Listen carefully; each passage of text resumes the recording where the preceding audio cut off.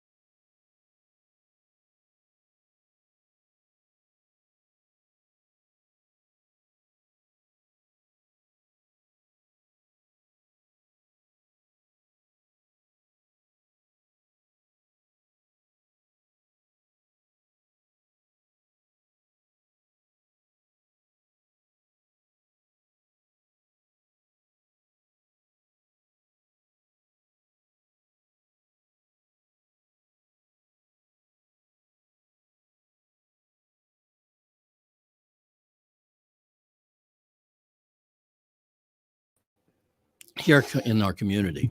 And then finally, I'll be quiet about this, but I've always said, as we look at our community and see if it's going to improve, and they give you this song and dance about, well, we're going to do this and we're going to do that. I say, where's the beef? Show me. Come on, show me. All right. Well, take a look at our community now. Look at the new things that are going on here, one right after another. We're doing some serious building here. Yes. We're doing, and I believe that you're going to see that our population is following right along and is starting to expand as well. So you're taking credit for this? Heck, no, not at all. Okay. No, I admire I'm sure he's got some critics out there. I admire the job that Mayor Bemrick has done, has done. And right alongside him in the background, not really taking too much credit, is Mr. Plouts. And in the beginning, I wondered, what's that guy do anyway? But that became an issue in a campaign we had several years ago. What exactly does Plouts do? Okay, but in the same breath, you think that he had something to do with the mall being redone, or something to do with these. I was not one of those people who was asking that question. You weren't? No, I wasn't. He was Plouts, is an ISU man. Oh, I know. He's the same age you are, as a matter of fact. Yeah, I know that too. Probably was at ISU the same time you were. 6 years? No, I think he got it done in 2. Yeah, I suppose. He probably tested out half of the stuff. Oh, wow. No, I was not one of those people who asked about the importance of Dennis Plouts, because I believe in the Growth Alliance. As a matter of fact, as you know, the Chamber of Commerce.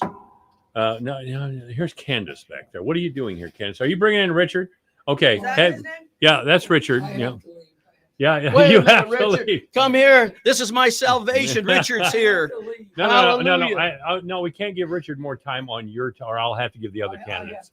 I got to give all the other candidates. Is he going to come back? Yes, he is. Richard's going to come back. Oh, you are? Candace, set him out in the yoga position in the lobby, will you? Yoga? What pose? Lotus position. What? This gentleman said he was coming up to hell. I think he's got the right room. No, he's not coming up to hell. You know better than that.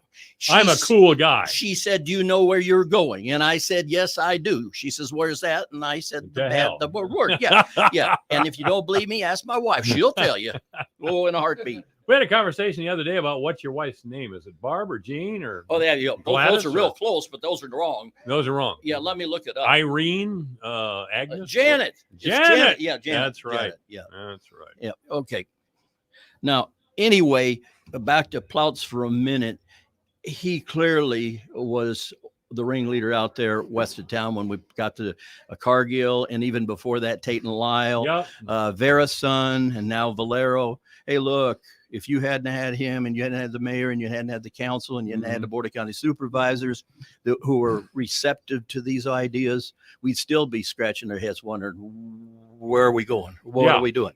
So there's the beef, my friend. There is the beef. And we continue. Look at now Nestle's. Nestle's is quietly going to expand. That's what I'm told anyway. And I think they're going to. Why are they doing that? They're placing more money here. CJ America dumping more money into our area here because they see there's potential. They see that they're going to make money too. That's usually the reason. So I think we're on the upswing, and I think that you got to give credit to a lot of folks over that period of time, even today and going forward. Can I give credit to you? No.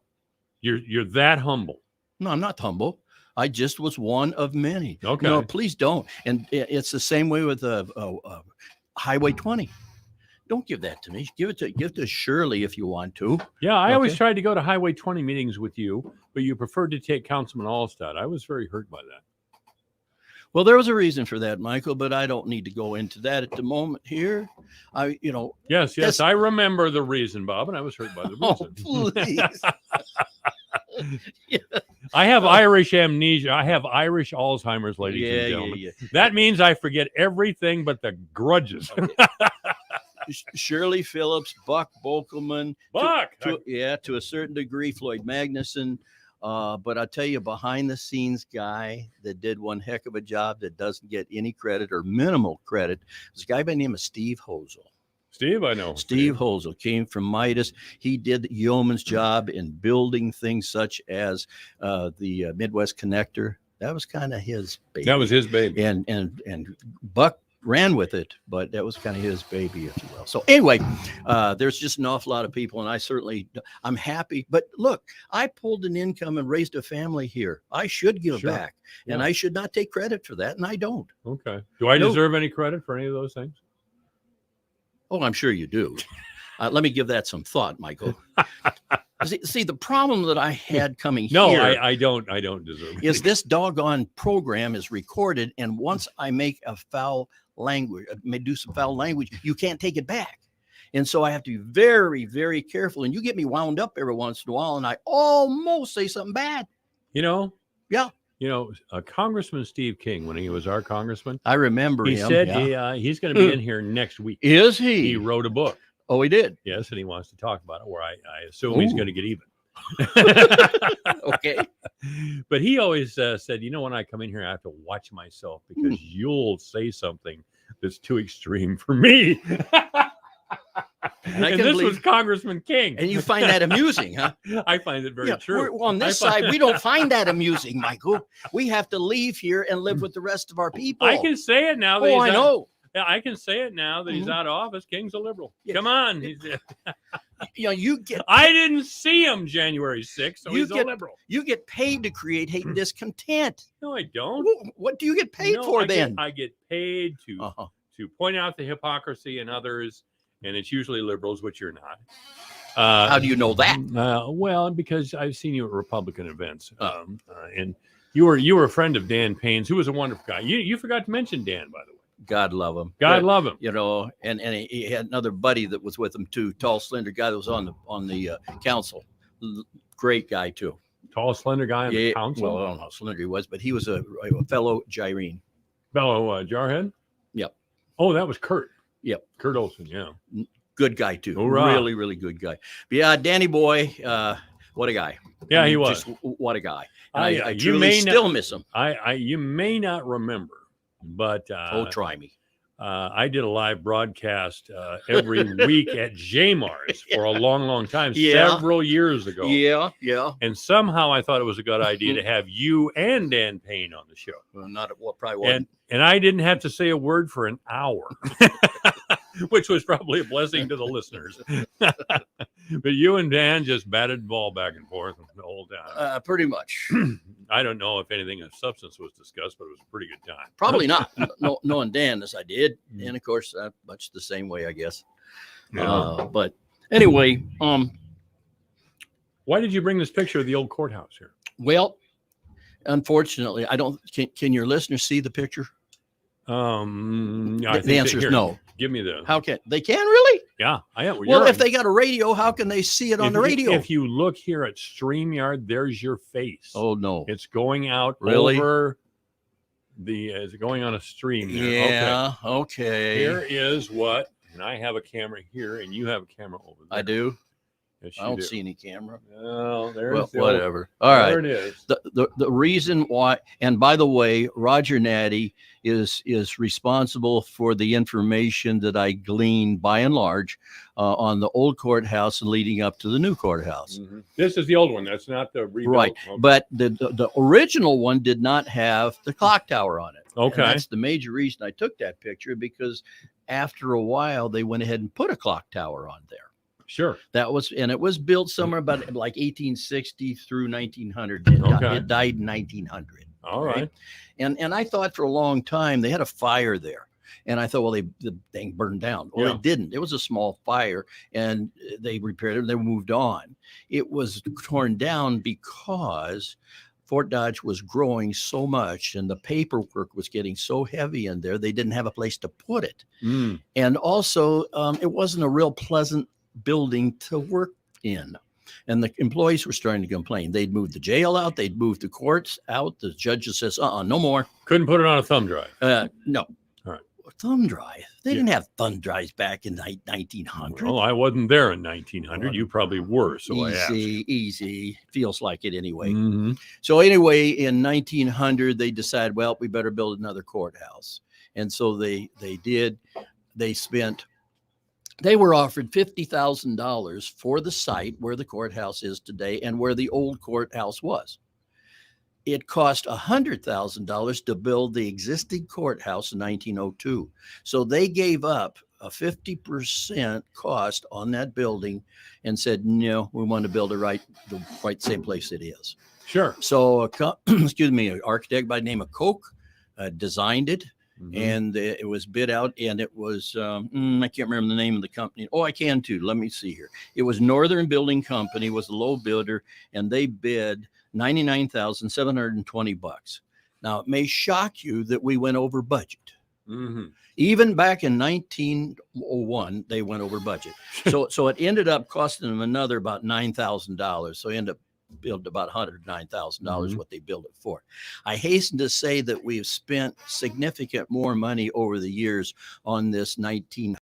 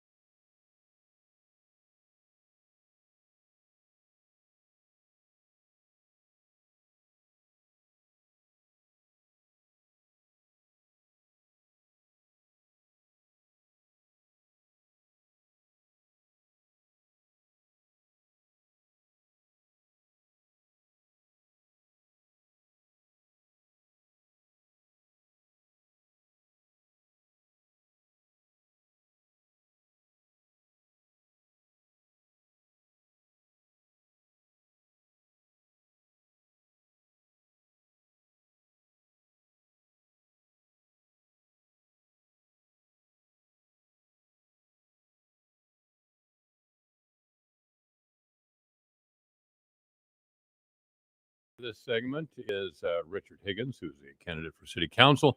By the way, we are in the Blue Ribbon Pelham Waters studio. Blue Ribbon Pelham Waters here in town. You can reach them by online by going to www.fdwater.com. So, Richard, are you going to keep running until you get it done, or what's the story there, buddy? How many times have you tried to get on the council? Oh, I'm sorry. If I'm going to ask you a question, I better turn on the microphone. This is your what? My fourth or fifth time I've ran for Okay. office. Yeah. All right. Like Bill Shade the other night asked me, he says, I told Bill this will probably be my last run at it, and he started laughing. You might have said that the last time, Richard. I don't know. Time, Can I get you to move a little bit? I got to get you in the camera over there. Yeah, move to your left. There you go, buddy. Thank you very much. All right. Yeah, you can join us on StreamYard. Just go to yourfortdodge.com or the Facebook page, AM 1400 KVFD. You can comment or even ask the candidate questions if you want. There's a comment section on StreamYard. So, my hand. Yeah. You need to even move over a little bit more. Again, yeah. There you go. Yeah, I should have had this done before Richard got it. All right. Now we're all right. All right. Just you can see where you are in this camera here. Okay, there we go. Set. So why are you running again? Well, first of all, let me do this, Mike. I'm Richard Higgins, and first of all, I'd like to thank Mike for having me on the radio. I also like to thank our police officers and firefighters for their service to our community. I'm seeking the office of council at large because I want to serve our community by representing the citizens of Fort Dodge and decision-making to move our city forward. If elected, I would represent the people, listen to the people's concerns. I've enjoyed attending most of the city council meetings since 2007, when I moved back to Fort Dodge, and even watched the Zoom meetings. In fact, I was even interested in city government when I lived in McHenry, Illinois, suburb of Chicago, and Edmond, Oklahoma. Did not seek office because my job took me out of the state too much.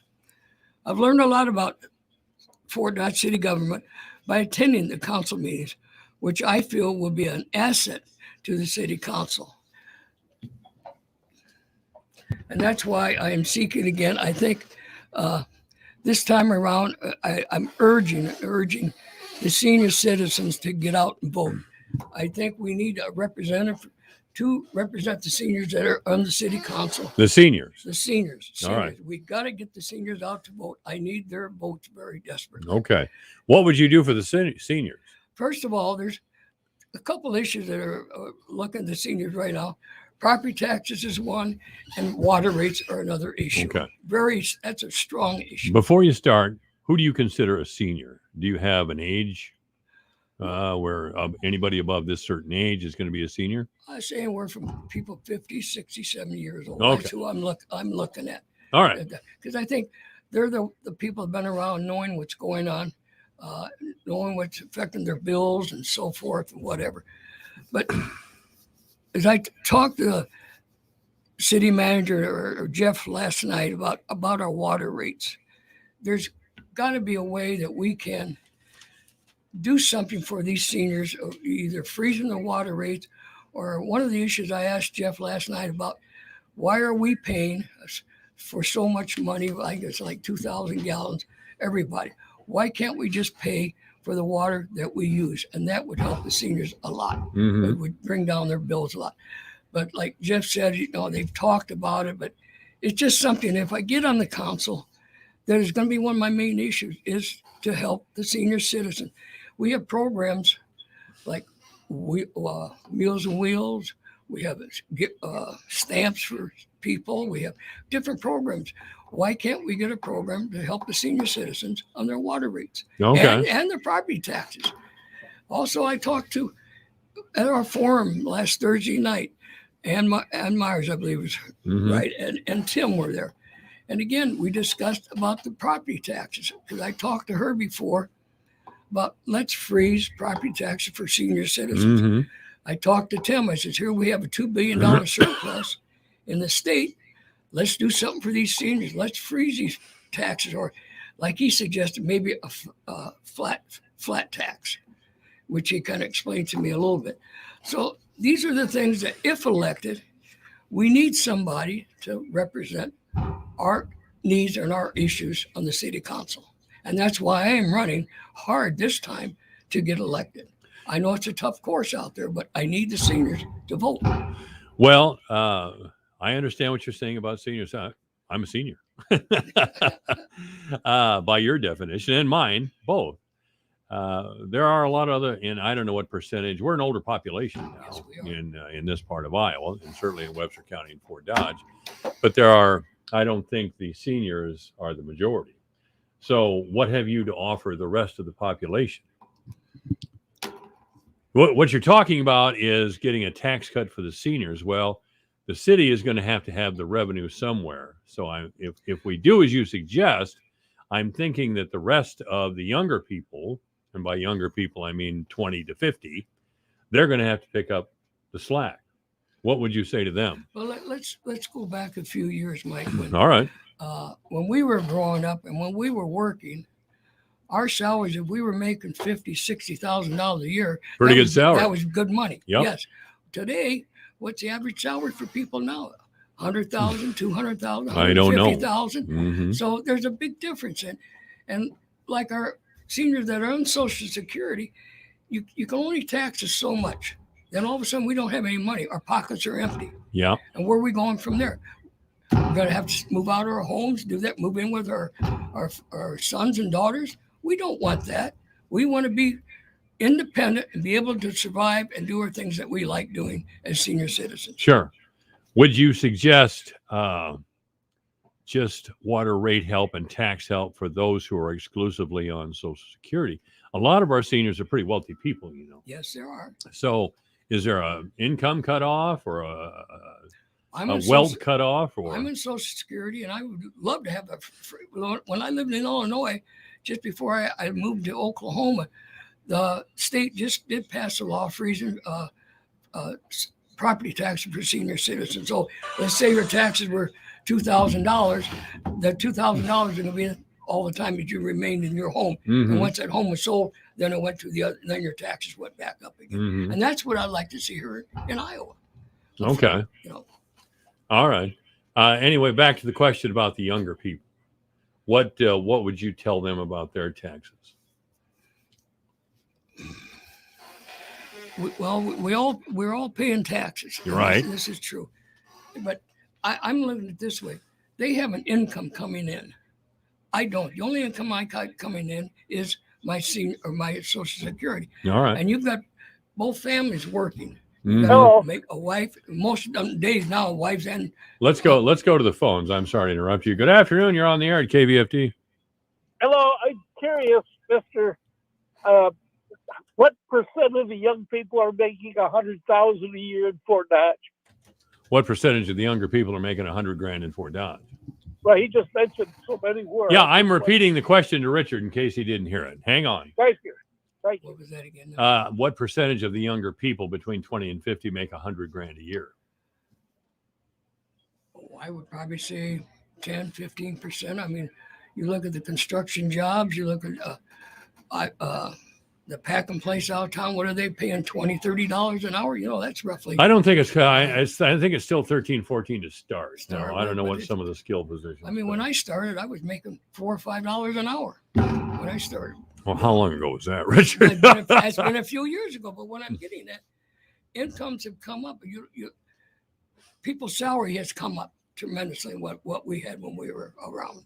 First So- real job I had out of high school was with the CNW railroad, the CNW railroad, and I made $2.93 an hour. And boy, that was 1969. And I'll tell you, I had a lot of money in 1969. Well, my first job was $65 a week. Yes, sir. What were you going to say? I think that's all true, but I think to say that a lot of young people are making $100,000 a year is a misstatement. Thank you. All right. Thank you very much. You did hear that, didn't you? No, I didn't hear Okay. what he said. He said when you said that a lot of young people are making $100,000 a year, he thinks that's not a correct statement. Well, That's his business. Yeah. yeah.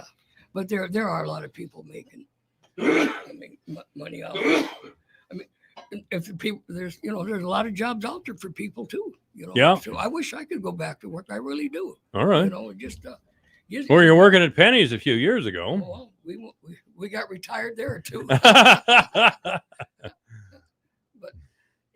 How old are you now, Richard? I do have to say that on the radio. Well, I think it's relevant. Yes, sir. Yeah, okay. I'm like Grassley. I'm 84 years old, Hmm. and I still feel I can contribute to the city of Fort Dodge. I see in the last 3-4 years how it's progressed and how there's people different mindset for what's going on now, but yet the citizens, seniors, are still, complaining again about rates, different rates that they're still complaining. But the progress of Fort Dodge in the last 4 or 5 years is really growing tremendously, and I see a lot more in the future.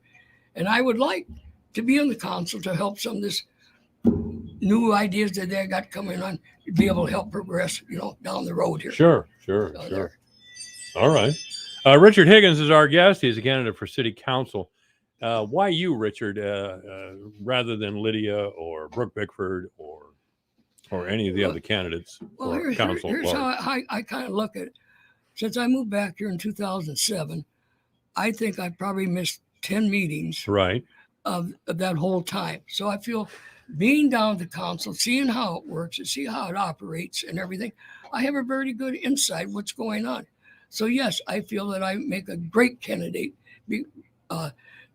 on City Hall due to the fact attending all these meetings, knowing what's going on, and being able to see the in and outs of what's going on with City Hall.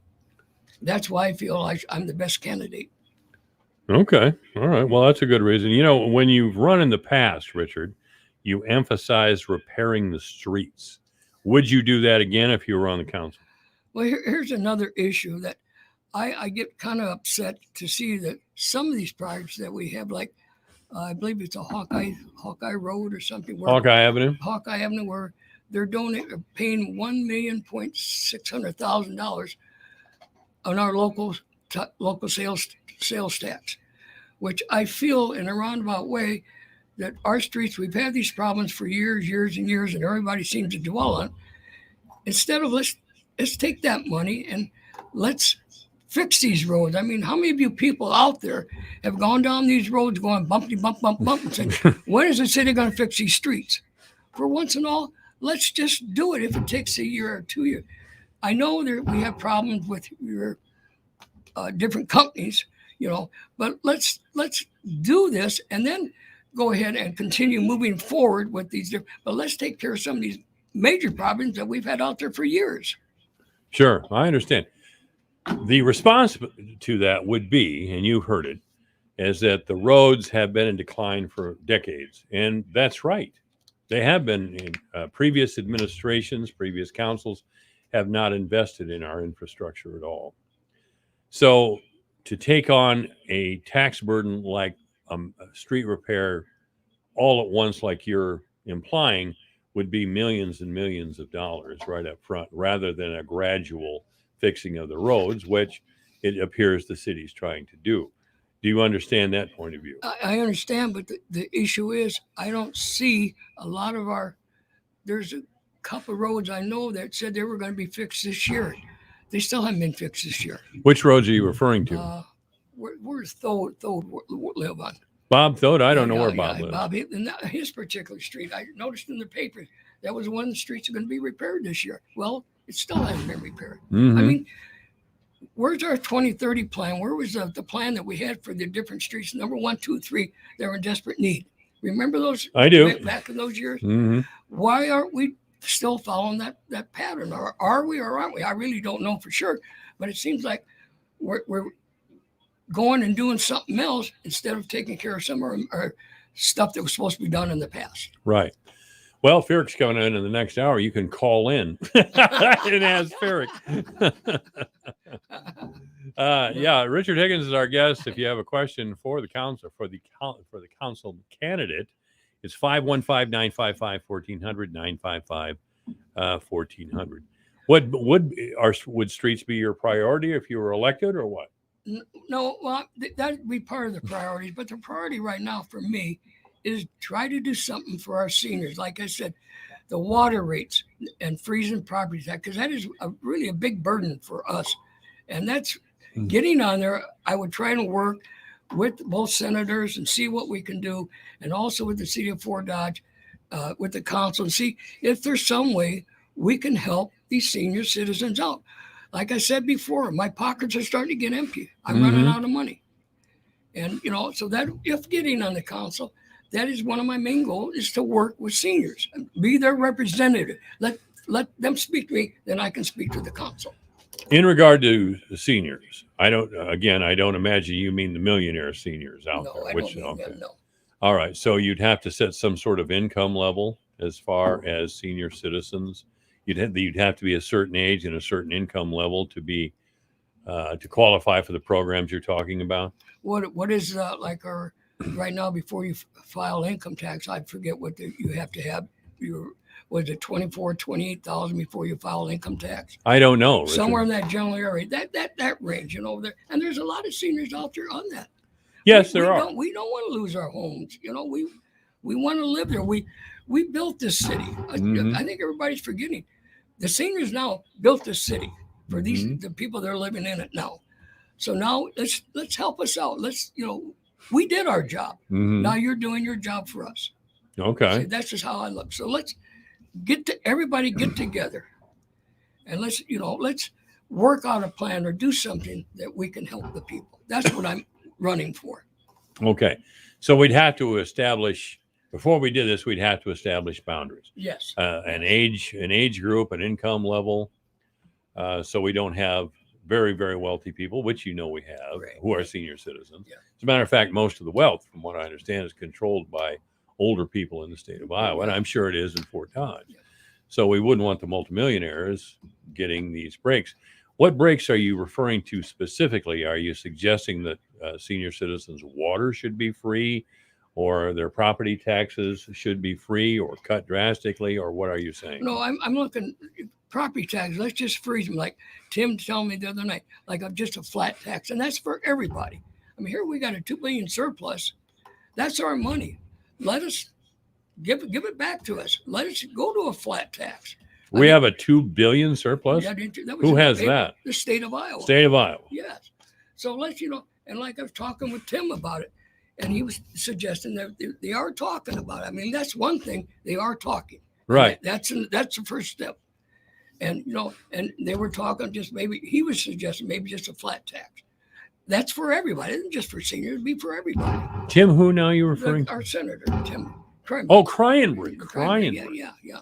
Well, Tim's a Republican, and he would be talking like giving the excess back. You'll never hear a Democrat talking like that. Well, I'm a They'd Republican faint. too.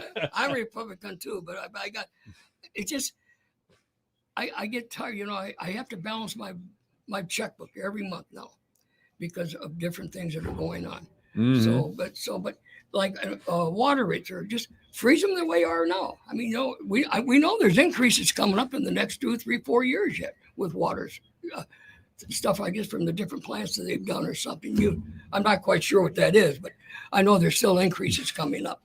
Freeze it right now, or go back and say, if I only use 500 gallons a month, then let me pay just for my 500, not the 2,000 you're charging me now.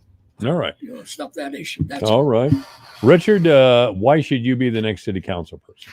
okay.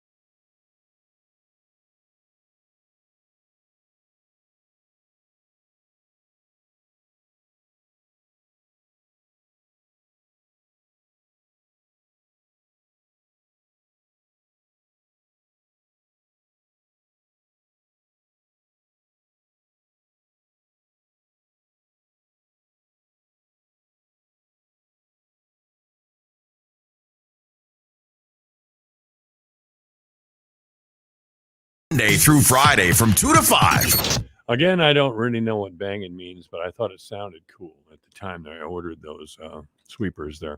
Do you see yourself there, David Ferrick? I do. All right. Can you I move see over my a little bit to ear. your left? You see your ear? Yeah. We'd like to see the whole thing there. Oh, there he is. There he is. What a fine figure of a man.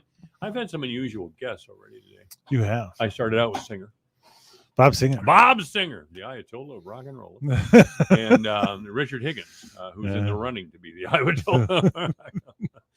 So Richard did bring up a question that I'd like to ask you. The little scooters, maybe you've already answered this question. Oh, the Bird scooters. Yeah. The what kind? The brand name is Bird scooters. Bird. The ones you can rent with your phone.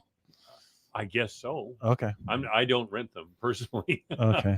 The younger people, I see them buzzing all over town. I see them sitting all over town. Okay. So how does this whole thing work? So Bird is a company. They're actually headquartered out of California, and it is a cell phone app based service where you download their app for Bird and you put in a credit card, and then you can rent a scooter when you see it sitting there on the side of the road or by a building or wherever. You scan the little QR code, which is that square code on the top. You scan that, and then that'll activate your app on your computer, on your phone, and then you can rent that scooter. And then at that point, it'll start charging you rent. I don't know exactly what the rent is on those things. I think there's like an initial rent fee and then like a per 10-minute fee that goes with it, or per hour, and then you can use it and buzz around all you want through town. If you want to take it to go to your friend's house or go from one business to another or things like that, you can do it. And then the thing is, you leave it where you stop, and then the next person comes up and rents it from there. So Really? Yeah. And so the city and the company doesn't round up these things. The company does. The company has a couple local managers, and their job is to round them up if they're in a place that's not good. So, for example, if I rode one from downtown to my house, I wouldn't, but if I wanted to, they wouldn't want to leave it at my house because there's not a whole lot of people out there that would rent it. But if it was going from one business downtown to another business or somewhere out on Fifth Avenue South from one business to another, they'd probably want to leave it in those areas just because that's where, people would like to ride them, where there's benefit to riding them. Okay. Well, that's interesting. Yeah. If you go to big cities, you'll see those quite a bit. They're really popular. I have heard big of them. cities. And there's 2 or 3 different companies. These are Bird. The company's called Bird Scooters. There's Lime, which is another scooter company. And it's a private company. They make money off renting these scooters. So is the Bird, is that BYRD if I wanted to get the app, or somebody else wanted to get the app? I probably won't get it. I don't know if it's BY or BIRD. But yeah, if you went to the App Store and just searched Bird, you'll see the scooter app. Younger folk like Mayor Bemrick will have to do that. Mm-hmm. He lives up in my neighborhood. Actually, I live in the poor side of town. Oh. And he's up there in the Bemrick Mansion grounds. But I give $20 to see him ride one of those things. Oh, well, give him $20 and I'll show you how to ride one. Maybe you will. Give me $20. I'll See, show what you how would to ride happen one. was I give him $20, he'd ride it and get hurt, and then it'd be all my fault. He'd fall down or something. That can happen. Anyway, City Manager David Ferrick is here. If you have a question or comment for the City Manager, it's 515-955-1400. I wanted to check with you on something else that Richard talked about, is that he is proposing that older people get a tax break. Now, I don't know how that would, not a tax break. He was talking about having the water rate frozen where it is for older people who are who are supported exclusively, I think, by Social Security. I don't know. I don't think we know. I don't think we know what that number would be. But could we sort it out to that extent? I mean, you know what I'm talking about. Could we find the people who are just on Social Security and give them some sort of special rate? Well, I think lawfully you could. The city could offer a special rate for that. I'd hate to sound like an expert in that particular thing because I'm not, because we've never looked into that, providing special rates for somebody because of their income, either their income source or their level of income. We've not done that. And I'm not familiar if any other cities have done that. So don't know for sure, but I think from a process standpoint, you probably could require at time of sign up for a water account. You could, if they wanted if the council did approve and offer a special rate, that we could require some sort of proof of income to provide that special rate. I don't know how many people that would be. That's right. And we would have to have the council vote on that, correct? Yeah, that would be a council action. Yeah. Well, that would take a little work to figure out who we would be giving a Mhm. break to, older person or not.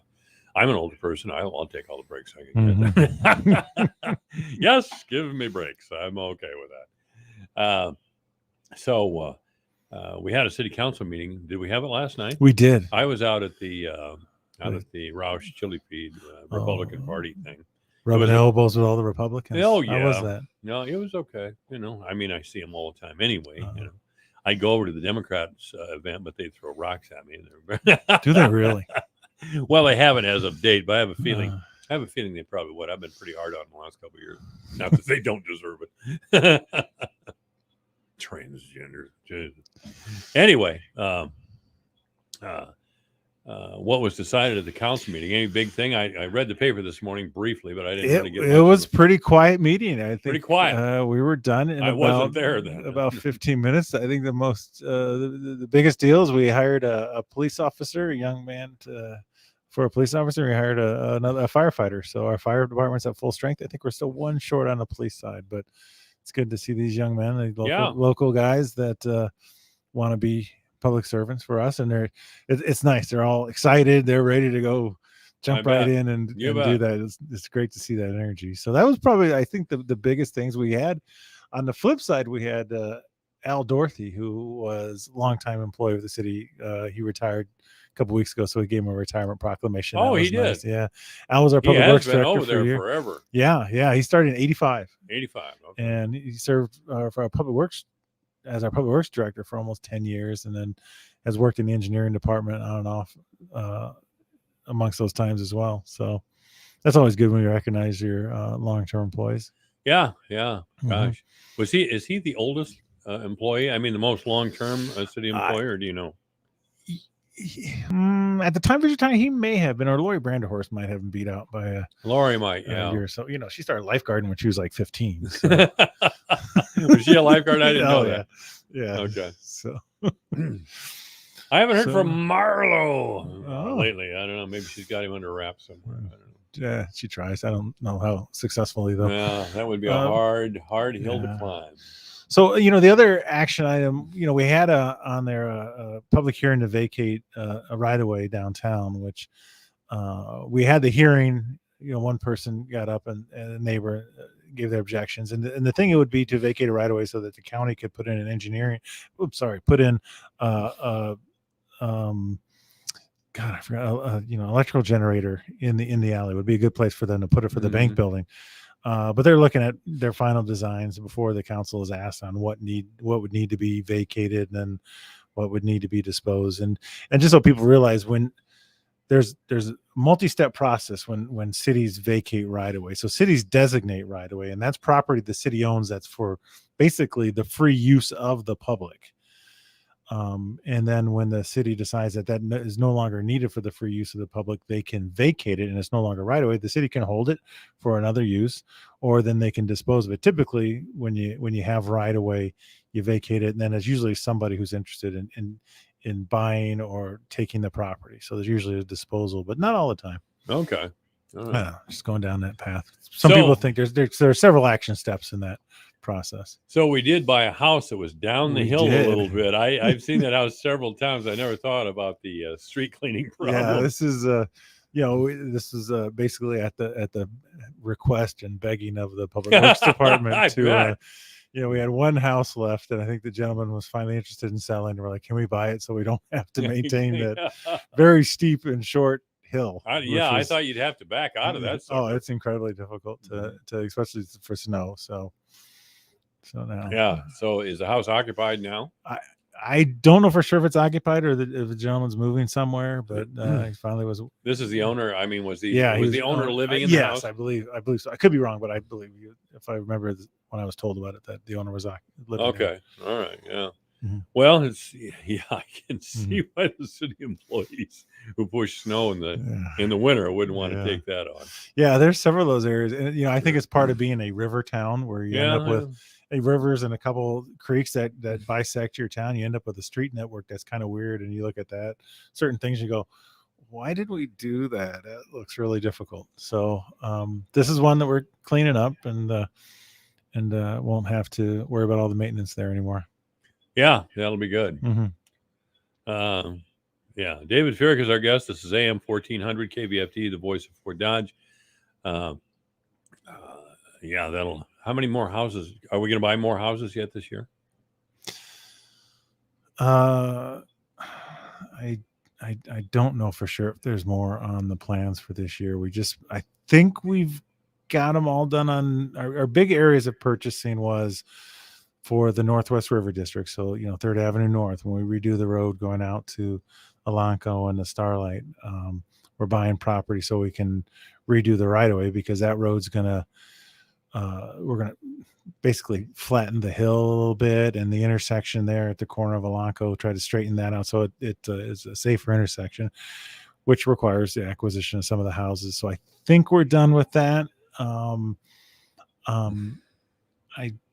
There's a couple properties on like North 8th Street that we don't own yet, that if the owner was willing to sell, we might take them up on that. Where was that at now? North 8th Street, just North 8th over Street. a couple blocks over from here. The Lincoln neighborhood area. We're trying to get that. I'm familiar acquired. with it. Yes. Yeah. Well, there's so many bad houses in town. There was a suggestion that we should start building houses around $100,000. Do you know if anything like that is going to happen? I mean, give incentives to people to invest in those sorts of houses. Well, there's different programs offered by the state workforce housing, and we're trying to take advantage of some of that. It is really difficult to get a single family house for around $100,000 on a lot finished with utilities. And so whereas I definitely think there is a market for a new property in that price range, it's a tough thing to hit. It's a tough thing to get a house built for that kind of money. Okay. And then on a lot. I mean, it's just expensive by the time you build a house and It is. pay for the lot amenities. It's hard to get in that price range. We have all those apartments out now on the east side of town. You're talking about District 29, the new I think apartment so. complex? District Yes. 29. Mhm. Yeah, right. Are those full already, or do you know? Last I heard, they were not full. So they're still leasing up, and so I think there's a phone number on the building, Okay. so you can go by if someone's interested in leasing up or talking to them about a lease. Right. Yeah. Well, I'm not right now, but you never know. You never know. 955-1400 if you'd like to ask David Ferrick a question. So I guess we still have the same problems we always have then. We've had for quite some time. Are we making progress on the streets? On fixing the streets? I think we're making progress. It's not as great as everyone would like, but I remember we have the engineering department prepare maps, and usually it's every year or so when we're talking to the city council about the street plan and what we're going to do as far as capital improvement. And the maps have streets that are in red if they're in really bad shape, and they're yellow if they're in so-so shape, and they're in green if they're in good shape. And I went back and I looked at the older maps, and that were pretty red, and they're not nearly as red as they used to be. So that's good. I think we've made progress over the last decade and a bit in streets, and taking a serious approach and trying to work on the streets that are in poor condition with heavy traffic and get those done, and focus on being as efficient as possible with our dollars for streets. Sure. And we've made pretty good strides on it. I mean, by no means are we anywhere close to satisfied or think that all streets are fine in Fort Dodge, but I think we're making progress. How many miles of streets do you suppose we have to go? Do you have any idea? Go to be good? Fixed. Yeah. Oh gosh, I wouldn't know. I bet we're That's a tough question. That's an engineering question. Maybe I should come back with an answer on That's that fine. next time. Who's our city engineer? Well, Austin Morrow has been hired as an Okay. engineer. So with Chad Schaefer, who's been our city engineer Yeah. as the director of development, then Austin has recently been hired to do that. But I can ask them for a number, like how many lane miles we have. I could get how many lane miles are in bad, how many lane miles are in medium, and how many lane miles are in good. That would be great, Yeah, because I think it's going to be an issue in the campaign. It's coming up. So it's good to know what we're talking about. when we're Yeah, talking that's about that. important. I can get that information. So Chad's job is director of development. What does Yeah. that mean, director of development? So he oversees the larger development projects on the city's behalf. Okay. Like the city liaison with the developers on the Corridor Plaza is a big thing Mhm. he's working on, and then other major projects. It doesn't have to be just the retail. Anything that requires working with our major industry in town. Chad's the key liaison for that. If that's the water and sewer services we provide for industries or new industries coming to town, how are we gonna serve them and what can we offer them? Those are kind of his key things to work on. And it's a team approach, because you have Dennis and Kelly at the Growth Alliance that Yep. they're responsible. Kelly primarily responsible for industrial recruitment, so she's the first contact. And then once there's someone who's interested or we're putting an application on a project, then that's where she gets people together to put those applications together for industry. Is the Growth Alliance part of the city? No, it's not part of the city. The Growth Alliance is a conglomeration of used to be the was it Fort Dodge, Webster County. Well, it Webster, used to be the WCD, Chamber, Webster County Development. That's the it. Webster County Development, and the Chamber. Fort Dodge Chamber of Commerce. They came Right. together. So, no, so they're a separate entity. I mean, the city is on their board of directors, and we're significant funders of Mhm. that. The county is, the city is, and then there's a bunch of members that help pay in to support that organization. Yeah, I had Bob Singer in here earlier. Yeah, he used to be the chamber director He back used to when be I the chamber started. director. Yeah, I accused him of not being able to hold on a job, but hold on to a job. He said it was a retirement project for him. I didn't know he'd been retired all these years. Oh, well, wasn't he? Because he was a chamber director when I started, which was 15 years ago. And before that, he was part of an insurance agency. Yeah, right? yeah, he oh retired yeah. from He that. was Mhm. Calvert Singer and Kelly, I believe, is the Okay. name. He sold, of course. I think the Calvert agency is still alive. Yeah, they're still there. Matt Johnson, I think, is over there, among others. Okay. But Tom Kelly passed away. Tom Kelly was a great guy, by the way. Tom passed, and Bob got out of it altogether and became a supervisor.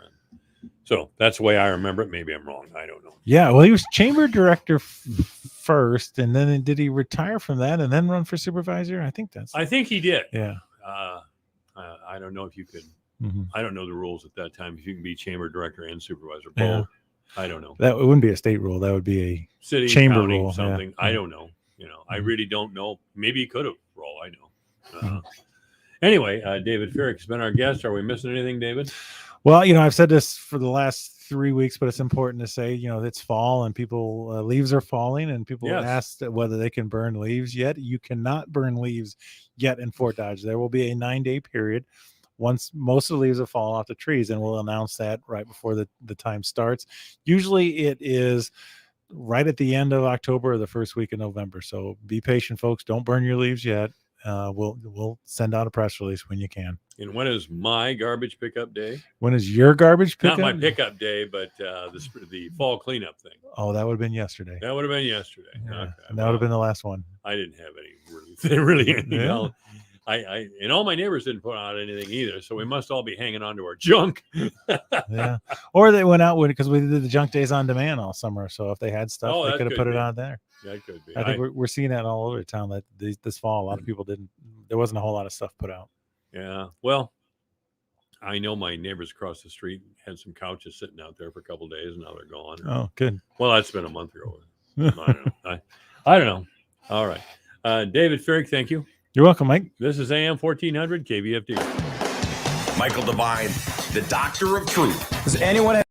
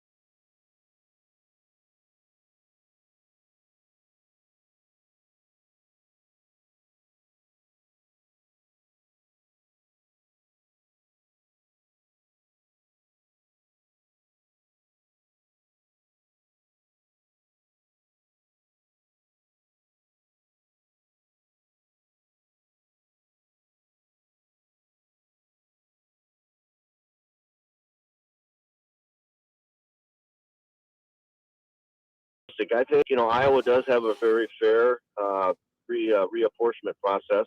The law says they can they'll reject the first one and ask the Legislative Service Bureau to come back and write another one, and that's what they've done. So they're following the law as intended, and so we'll see how it goes. I know I heard Senator Whitford, the leader of the Senate, saying he's hopeful that this next map can be, accepted, and they can move on because they have a lot of work to do between now and the elections, both parties. Donald Trump was here over the weekend. By here, I mean in the state of Iowa. He's down at the state fairgrounds, and the Democrats scattered like chickens in a storm. What do you think? Trump obviously intends to run in 2024. What do you think of his chances? I don't know. I think it's too early to say. I understand there were about 20,000 Iowans there on Saturday, which is a pretty big crowd on a Saturday afternoon when you have all sorts of things like the Iowa Hawkeye game on. So yeah, I think he's definitely going to be a player, but I think he's kind of playing the field right now because he just wants to see how the field lays out, I guess. Yeah, I would think so. I mean, he does have a following.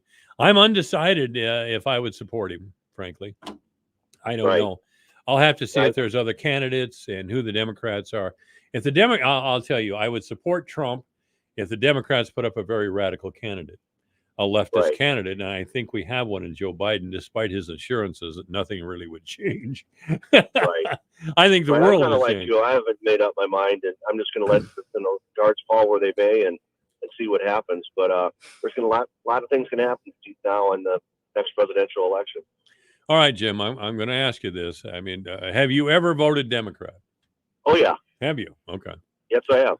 I voted Democrat a lot of times, but that was before the Democratic Party got to be something I don't recognize, frankly. So, when are I mean, I've got Ann Meyer coming up at 4:00, by the way, ladies and gentlemen. It'll be great to talk with her. But when are the representatives and the senators supposed to vote on this new legislative map? Did you say? And Ann will correct me if I'm wrong, but I believe the maps have to be rewritten by the 21st of October, and the legislature has to take a vote by the 28th of October. I think that's right. I think I heard that before. The 28th is the voting day. Yeah. Yeah. So it'll be hopefully a civil debate, and it'll either be up or down. And I'm hopeful that it'll get approved, and I'm sure most members of the legislature are too. Well, you're more plugged into the Republican Party, of course, than I am. What did you hear from your fellow Republicans as to why they voted down the first map? Well, I think it was the goofy design of the not only the congressional districts, but several of the House and Senate districts were kind of it wasn't gerrymandered, but they were kind of very awkward, I guess, districts in design. And by law, they're supposed to be very compact and more. The district lines would be straight lines and not, curves here and up there and turn right. And so I think that was some of the heartburn they had was on the problems with regard to the population deviation and the compactness of the districts. Did you hear any complaint about the congressional districts? Yeah, I think again, over there in the eastern Iowa, Randy Feenstra is going to get up a good district regardless of where, if they end up with the lines. Yeah. Ashley Henson and Marinette Miller Meeks and that side of the state, they got tossed in different areas. And particularly Ashley Henson, her district would go almost all the way from the Missouri border all the way up to the Minnesota, Wisconsin, and Illinois border. Now that's not very concise and compact. So we'll just see how it all plays out. Well, I was talking on air before anybody voted on the map that it looked like this legislative map was going to guarantee 2 Democratic congresspersons, and I wasn't in favor of that necessarily. I thought we had I thought we had to make the map more competitive, but well, I think that's what the process is going to do, and I think the legislators and Representative Meyer can speak better than me. They hope to get the next map approved. Well, I hope so. I hope that's the case. Yeah, Feenstra is going to have a big district. I don't think they'll change his much because he has the most rural district in the state, certainly. Right.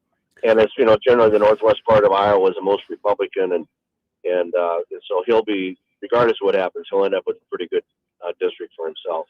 The National Democratic Party seems to be very concerned about Cindy Axne. Do you know of any opponents for her or any people thinking of it? Well, Senator Zachna is considering, or he has announced he's running. He's a state senator from Des Moines area. And then there's another candidate from Johnston, and I can't remember her name, but I guess she's getting good marks as well. So I think, who knows? There might be other people that toss their hat in once the reapportionment's done. Because until that's done, it's really hard for people to make a decision. Yeah, that's right. It is hard. But Polk County, with all the government employees there, that's going to be, and all the voters, frankly, that's going to be a tough one, no matter what. That's going to be a tough. It is. It will. And again, that'll depend really on how they do the reapportionment. So just watch closely on the 21st of October. You and I talked in the past. David Young was a nice guy. David Young, who lost his seat to Cindy, actually. But he, there were 17 counties in the district, and actually lost 16 of them. But she won Polk County, so she won the election. Yeah. So that's the big deal in that district. Exactly. Well, anyway, are you going to run again, Jim? We're going to have you. No. I'm just going to continue volunteering and also helping.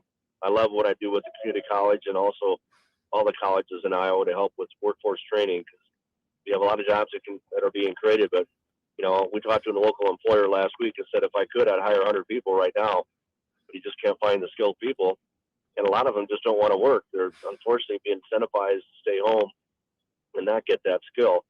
So we're hopeful that we can get that changed and really help add, a lot more jobs in the Fort Dodge area and really throughout the state of Iowa. You mentioned that a local employer wanted to hire 100 people. What skills were necessary for those jobs? They're mechanical, engineering, labor, they aren't real high. I mean, they're high skilled, but they aren't requiring a 4-year degree. They could even use a certificate that goes into a 2-year degree. So there are jobs all over the place out there. We have an employer that's going to hire one of our students in the Rockwell City prison. He's going to get paroled, and they're going to pay him I think it's $20 an hour to start up in Lorenz, Iowa. So there are employers all over the state desperate for skilled people, and we hope to continue to help provide that. And I know Dr. Ulrich has got a real vision how we can better tie into our high schools as his experience with us being a superintendent. Yeah, we got to get Dr. Ulrich on the air here. I haven't had him on the air since he was over at the high school, so we'll get him on here. He's going to be, I think he's in, both he and I are going to be in Washington, D.C. next week, so he can start to meet some of the people at the federal level that impact our policy and our workforce training programs. So that maybe the following week give you an update of what we've learned. Well, he's a good guy. He's a sharp guy, obviously, and he's a younger man. So it's lucky we have him at Iowa Central. I hope we can keep him. I think we will. He's from West Bend. He's told me he's not planning to step up the ladder and use this as a stepping stone. He wants to spend the next 20 to 30 years here and help really lead Iowa Central to the next level. Have you heard from Dr. Kinney? I've seen him at a couple meetings. I think he's enjoying his job. He, like Dr. Ulrich, is just getting his feet on the ground. He's a little luckier, though. He's got his dad, who was the previous president, there to mentor and to help advise him. So I think things are going well, but I didn't talk in depth with him. Sure. Yeah. I think that was a reason for his move, that he wanted to move over there, be closer to his family. But again, we're lucky with Dr. Ulrich since he's from the area anyway. Exactly. Absolutely. All right. What else is going on at the college? Well, we're going to be starting a new, or updating our strategic plan. The state accreditation visit that we had to go through was completed last week, and we basically passed with flying colors, which was good. But now Dr. Ulrich is going to have as a system and as a college look at how can we get our current strategic plan updated and aligned to what the needs are for the region. And that means, kids coming out of high school, but also our employers. So we're excited about that process, and I think he's going to do a pretty thorough process. So we'll look forward to see how that goes. And he can talk about that when he's on the radio with me. Okay, that sounds good. Is there anything else, Jim? No, but thanks for having me, and we'll talk to you in a couple weeks. All right, that sounds good. Jim Kirsten's been our guest. Thanks again. Bye-bye. All right, this is AM 1400 KVFD. Education and promotion.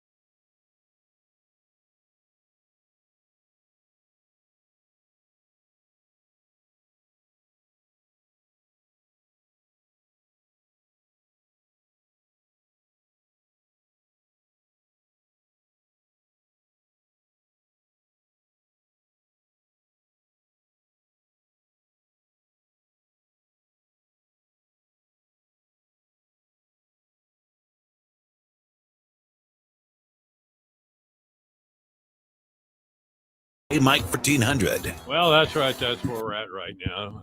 And by the way, you can go to StreamYard. You can go to yourfortdodge.com and follow us audio and video. If you do that, you will see the fabulous Ann Meyer, Representative Ann Meyer, who is in the studio again today. Hi, Ann. Well, it's the second time I've done this today. I've asked somebody or welcomed somebody to the program, and then I turned on their microphone. I am well today. How are you, Mike? I'm pretty good. By the way, we're in the Blue Ribbon Pelham Waters studio at 612 South 32nd Street here in Fort Dodge. You may contact Blue Ribbon Pelham Waters by calling 576-6481 or online at www.ftwater.com. I'm a customer of Blue Ribbon Pelham Waters, Annie. Are you? I'm not. We have a reverse osmosis system that we just filter water through that way. Are you, do you still live over by the dude there? Aren't you neighbors with the Kevin Crimmins? Next door neighbors. Are you next door neighbors? Yeah, I mean, our walls, we share a wall. So we have, I tell you what, this was a great move for us. And I live in the nice little neighborhood and all my neighbors are nice and it's just a great place. Well, you had the big house up north, that's for sure. Yeah, and that was a nice house, beautiful house. And it was. It's just that we didn't use it, and the family that moved into it is using every inch of that. You know, it's a young family with 4 kids, and they've got them all spread out over the house. And the mom is a homeschools, and bless her heart, and it's great. I love. I've only been over there a couple times since we've moved, but they've changed it enough and it looks just fun. It's fun and fabulous now. I wanted to make some changes, but by the time I did, it's like, it worked out really well for us. Okay. How many bedrooms were in your old house? 1, 2, 3, 4. I guess 4. Mm-hmm. And then we had that upstairs area for kids play and little video game room, I guess we called it. And then Jim had his basement area. So it's 4 bedroom. And so they've got in Jake's old bedroom, which was bigger than a New York apartment. I always told him they've got 2 of their kids in that room and it's just set up perfect. They must have a big family. They are just a lovely family too. Oh, that's nice. Yeah. You and I were both out at the Rosh annual Rosh chili feed last night. It was great that the Rosh family does that. They're a great family, a real pillar of our community. And of course, it's the annual meeting of the Webster County Republicans, and Governor Reynolds was in town. What did you think of the event last night? I absolutely loved it.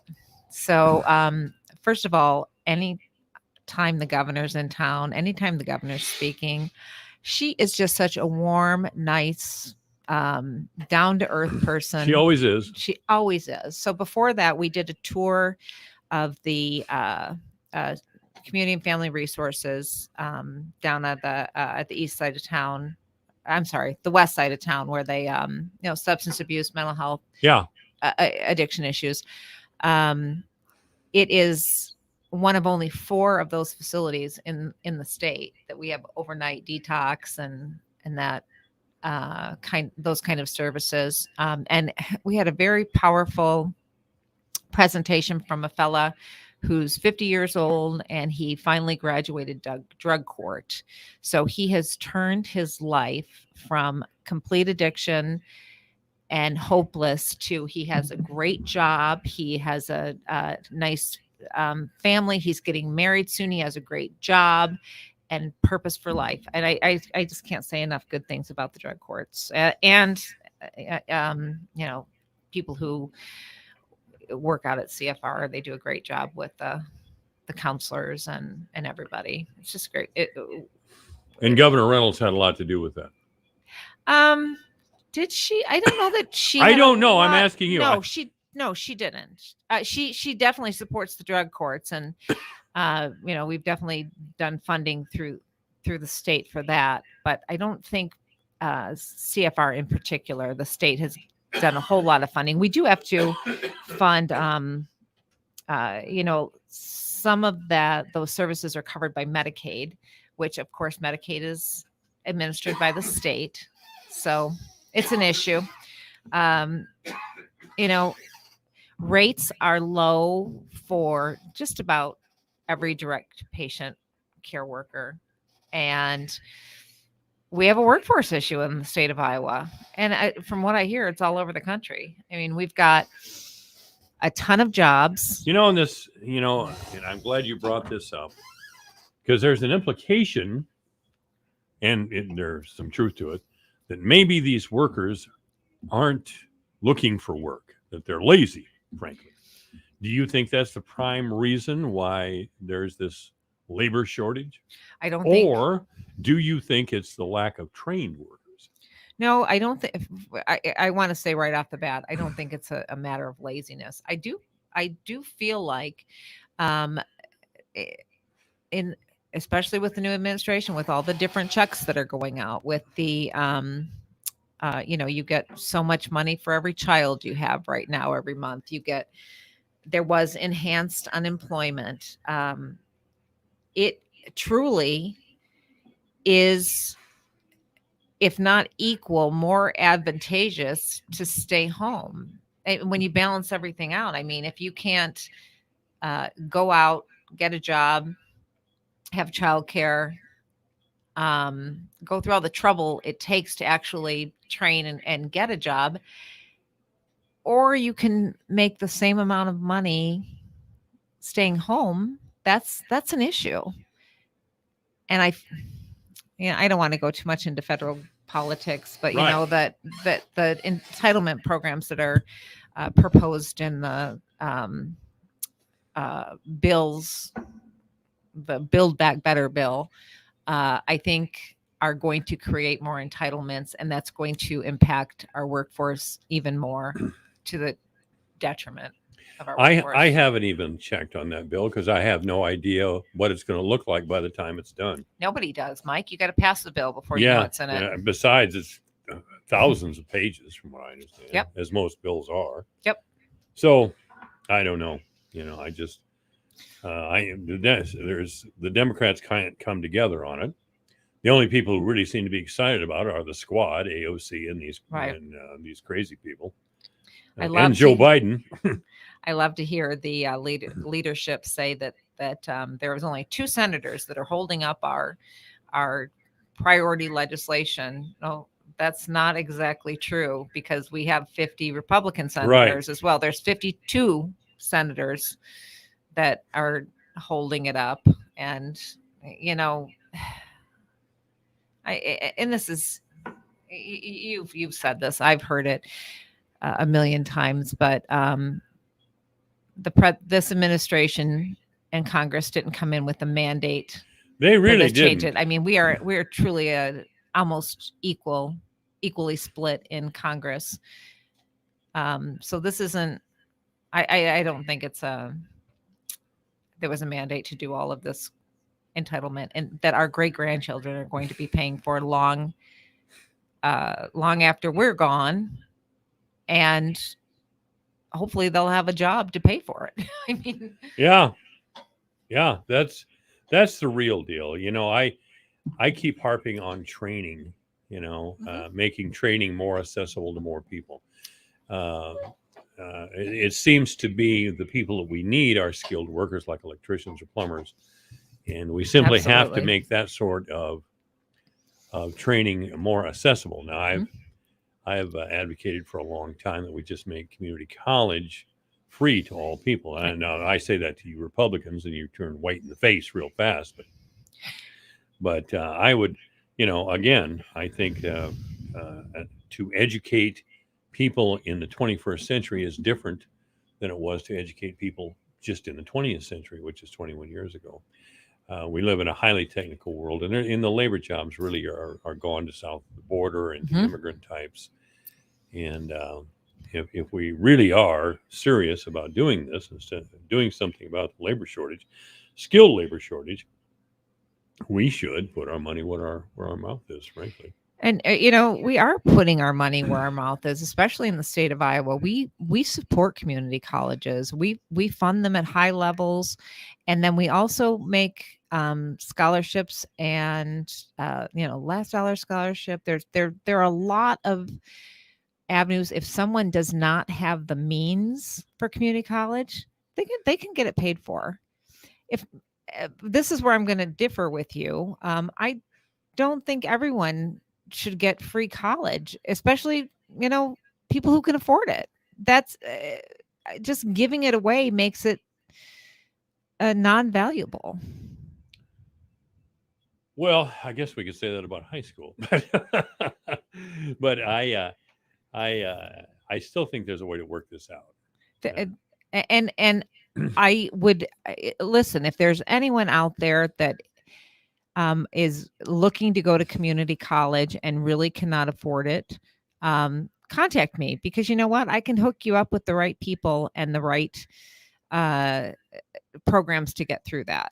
So, well, that's great. Please. That's great. Because we do have programs out there for the high need jobs. And I'll tell you what, I know I always toot her horn, but Governor Reynolds is one of the biggest supporters of technical training and workforce development.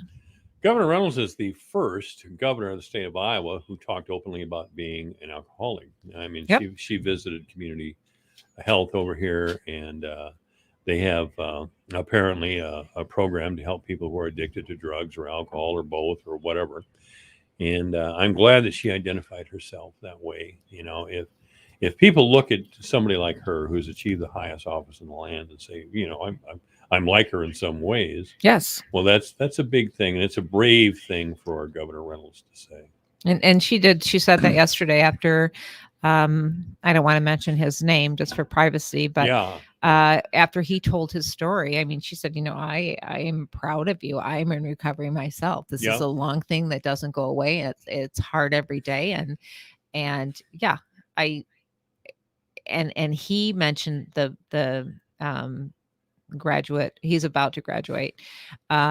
He said, you have to work at this every day. I have to work at it every single day. It's an issue. Yeah. So yeah, Governor, she is a governor of the people, without a doubt. I think so. I don't know who the Democrats going to throw out of the next time. Fred Hubbell was a pretty good candidate for the Democrats, but well, they've got two up right now. That Deidre DeGear, who was what was she, Secretary of State? What did she run for? Secretary of State last time? I can't tell you, Ann. I know exactly who you're talking about, but I can't think of it. And then Ross Smith. He's oh yeah, I've had him in here. Yeah, you've had him in here. And he's a great guy. He's no Governor Reynolds. No, he isn't. Yeah, he is a great guy. I had him in here. He's very outgoing. Yep. He's a very outgoing guy, and he's a smart guy. He's very smart. He does hold most of the Democratic platform close to him. Yep. So we can always decide on who we want as governor the next time around. I don't even know when the governor is running again. This year.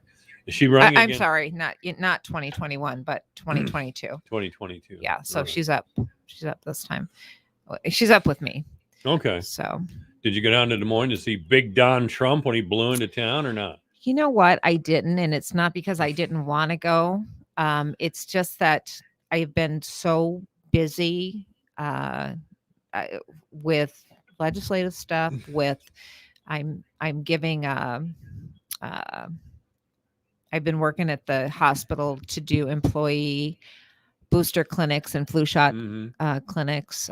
So I just didn't want to spend the whole. And then I was working on Saturday afternoon. Our Pleasant Valley Awareness Committee had the art auction at the college. And so I worked that with Sherry Washington and Terry Minke.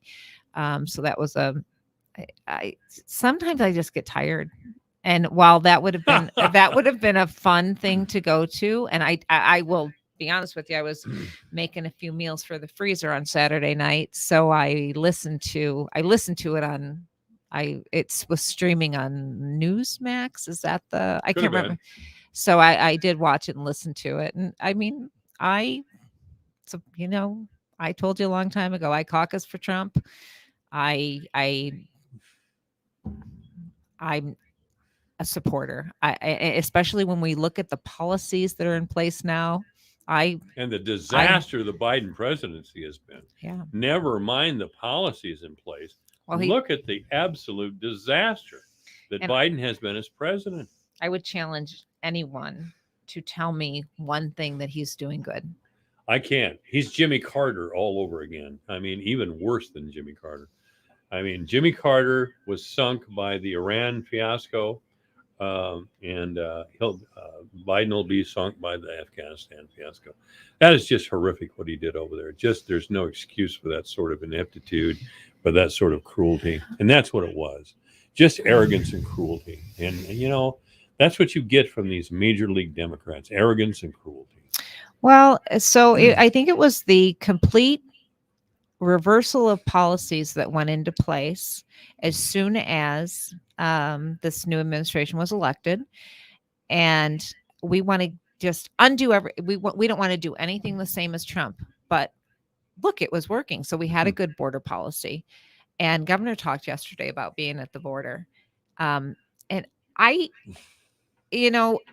read on social media, which I got to stay off of, but I read on social media just the nasty comments people make, like, oh, this is just a publicity stunt, it's just a photo op. She was down there. The amount, if you think that the border crisis isn't affecting Iowa, you are wrong, because we are getting, our state troopers tell us this, we are getting so many drugs into the state that are coming right across the border. And those drugs are killing people because they're fake narcotics, that, laced, not fake narcotics, but they're narcotics laced with fentanyl. And they make pills that look like pharmacy pills, apparently.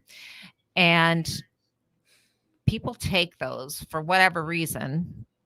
Maybe I don't know. I don't know why they get them or how they get them, but you can take one pill and die because of the amount of fentanyl that's in there.